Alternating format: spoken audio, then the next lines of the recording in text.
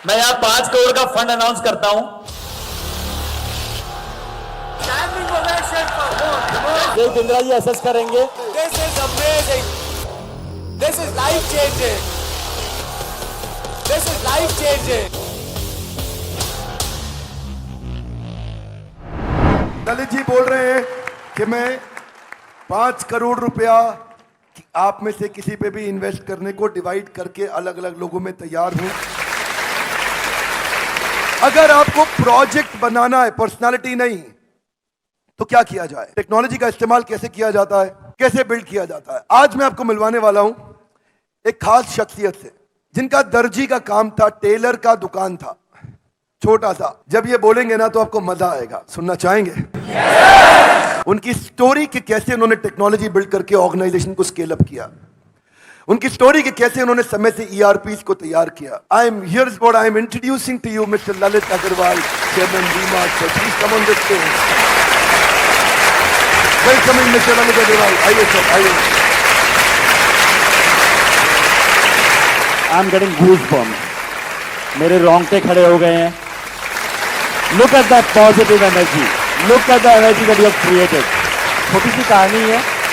2003 में वी-मार्ट की स्थापना हुई, मैंने अपना स्टोर बनाया। 2008 में हमारे पास आदित्य बिरला आया और वो हमारी कंपनी में इन्वेस्ट किया। उनको लेके आके हम इमीडिएटली ग्रो किए। और जब ग्रो करते हैं तो गलतियां भी करते हैं। जब आपके पास पैसा आ जाता है सिर चकराने भी लग जाता है, दिमाग के ऊपर कौवा बैठ जाता है। क्या बोलते हैं, दिमाग पे कौवा बैठ जाता है कि सोच हो जाती है कि हम जो कर रहे हैं वो अच्छा ही कर रहे हैं, सब सही कर रहे हैं। तो उस समय बहुत तेजी से हमने पैसे आए थे, बहुत तेजी से दुकानें खोली, लेफ्ट राइट डिसीजन लिया। बॉम्बे में जाके दुकान खोल दी, कोल्हापुर में जाके दुकान खोल दी, कोई इधर ईस्ट में जाके दुकान खोल दी। तो वो अलग अलग साइज की दुकानें खोल दी, अलग अलग तरीके का सामान उसमें रखने लग गए। तो उससे हमें 2009-10 जब लीमैन ब्रदर की क्राइसिस हुई, उस समय जब खराब समय आया, उस समय हमारी प्रॉफिटेबिलिटी टैंक कर गई। हम उतना रिटर्न जो जनरेट कर रहे थे वो जनरेट नहीं कर पाए। हमारे को रियलाइज हुआ सडनली 2010 में कि यार हम तो बहुत सारी गलतियां कर ली हैं।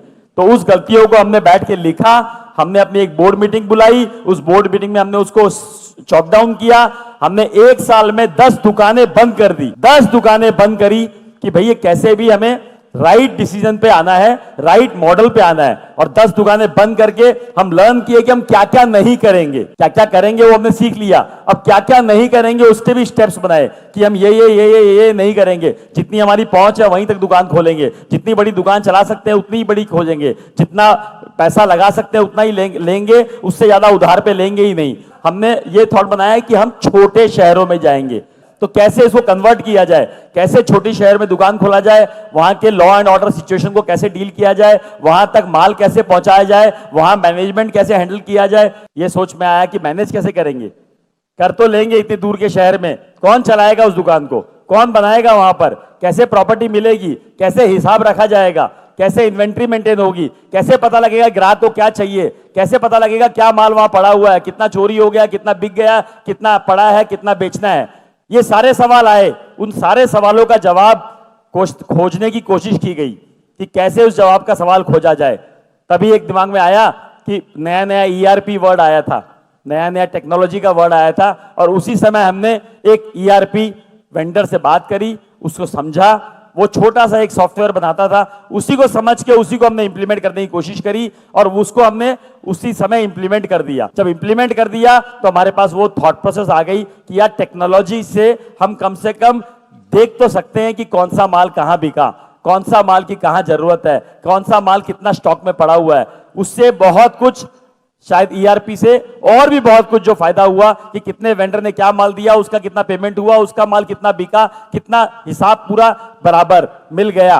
तो सबसे पहली शुरुआत वहां से ईआरपी से हुई और हमने छोटे शहर में पेनिट्रेट किया और छोटे शहर ने हमें इतना रिवॉर्ड किया क्योंकि इतनी बड़ी जनता है जो कि आप हर कोई चाहता है कि अच्छा दिखे, अच्छा पहने, अच्छे से रहें और अच्छे अपने बच्चे को और परिवार को देखें। तो हर कोई चाहता है, लेकिन उसको अपने पॉकेट साइज में अगर मिल जाएगा तो वो लेना चाहेगा। ऐसा कोई रॉकेट साइंस नहीं है कि हमें रॉकेट बनाना है, हमें एक सिंपल काम करना है। अगर हम ध्यान से फोकसफुल करें तो काम हो जाएगा। क्वालिटी जो है पैसे डालने से नहीं बनती है, क्वालिटी खाली केयर, मेहनत और राइट नॉलेज से बन सकती है।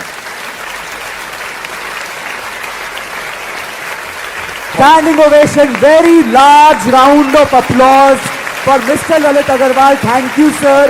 एक दो क्वेश्चंस ले सकता हूं सर के साथ if he allows, उनको कहीं जाना था बट जस्ट हाँ जी सर। जब बात आती है वेंडर की, वेंडर कहते हैं मेरे को 5 रुपए सस्ता चाहिए, ये आदमी 5 रुपए सस्ता दे रहा है सर, उसमें हम आके फंस जाते हैं रेड ओशन में। हम नया प्रोडक्ट लॉन्च करते हैं, कल को वो नहीं बिकता तो हमारा बड़ा लॉस होके बैठ जाता है। हमें शहद बनना है, मधुमक्खी अपने आप आएगी।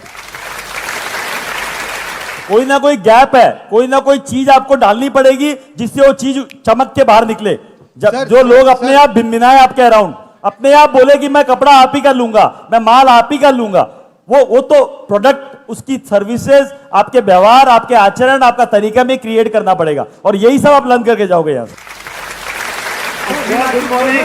Good morning sir. Sir good morning. आपने कहा कि बोला कि अपने स्टाफ को आप छोड़ो, जैसे बच्चों को आप चलना छोड़ते हो, चलने के लिए छोड़ देते हो, तो जैसे जैसे हम जब भी स्टाफ पे पूरा ट्रस्ट करते हैं ना, स्टाफ कभी ना कभी धोखा दे देता है सर। कोई बात नहीं, ऐसा भी नहीं है, कोई बात नहीं। गिरोगे, पड़ोगे, लगोगे, गाड़ी लेके निकलते हो, चलाते हो तो कभी ना कभी एक्सीडेंट होता है, कभी हल्का सा टच होता है, कभी बहुत बड़ा एक्सीडेंट होता है, तो गाड़ी चलाना बंद कर दोगे, गाड़ी में बैठना बंद कर दोगे। तो ये विश्वास के साथ ही चलना पड़ेगा कि जीवन में निकले हैं तो कुछ ना कुछ होगा, कुछ ना कुछ होगा। उस होने के सदमे से हम बैठ नहीं जाएंगे। सर मेरा प्रॉब्लम भी स्टाफ से रिलेटेड है। वो लोग कहीं ना कहीं हमें बीच में छोड़ देते हैं कि हम लोग अकेले पड़ जाते हैं, वो लोग अपना 7-8 बजे चले जाते हैं। मेरा मैन्युफैक्चरिंग बिजनेस है तो हमें लोडिंग भी करवानी पड़ती है और हमें सब करना पड़ेगा। 10 बजे तक शुरुआत में सारे काम करने पड़ेंगे। 100 बार टेम्पो में बैठ के डिलीवरी देके आया हूं, 100 बार। मैं यहाँ 5 करोड़ का फंड अनाउंस करता हूं। This is amazing. This is life changing. This is life changing.